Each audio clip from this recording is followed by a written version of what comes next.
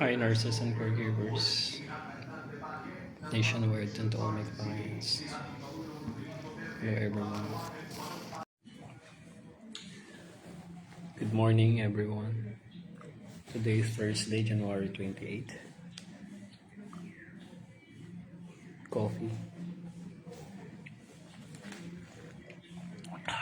Maganda yung weather ngayon, guys. Morning routine coffee. Breakfast with patient. Nag-bread na ako kanina kaya coffee lang ako ngayon. Maganda yung araw ngayon. Malapit na naman yung payday. Susunod February na naman. Ang bilis talaga ng panahon. Susunod March, April, birth month.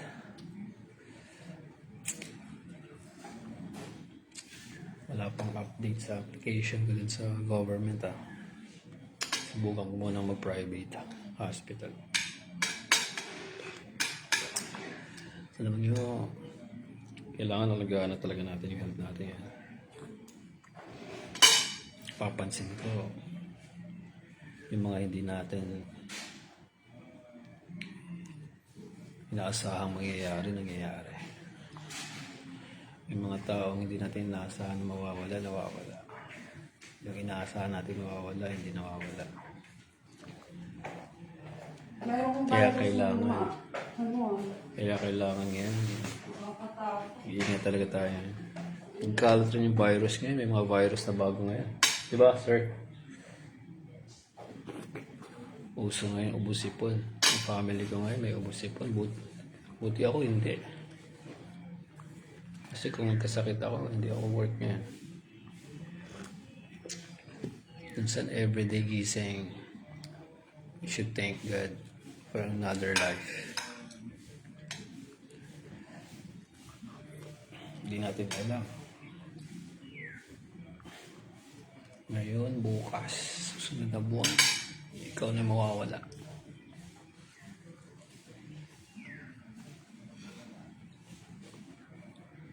Kaya hindi talaga natin hawak ang buhay natin. Kaya everyday you have to enjoy.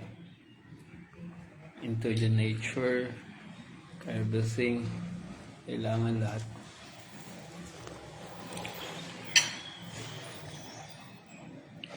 Kailangan be positive.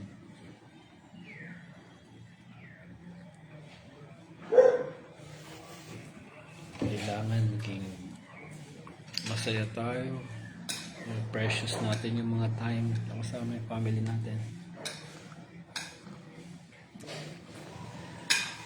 Dahil sa lahat ng oras kasama mo sila. Pagkisinto ka na niya,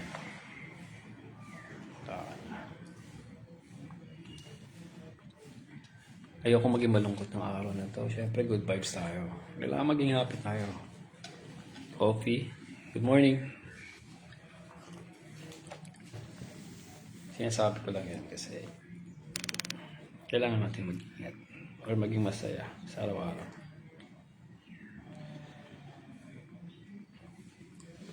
Kaya pag-gising mo, mag-thank you ka kaagad. Thank God for another life. And thank you kahit small blessings. You have to be thankful.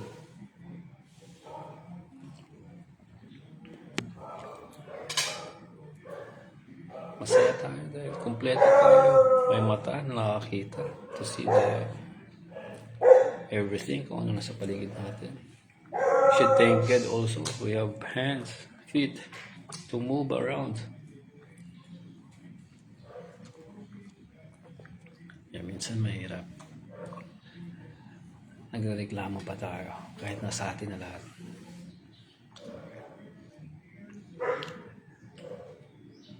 Ako, my age, I'm very thankful.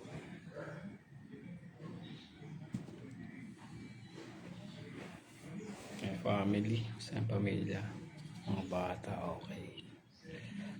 Relatives, andyan lang. Kaya positive tayo lagi.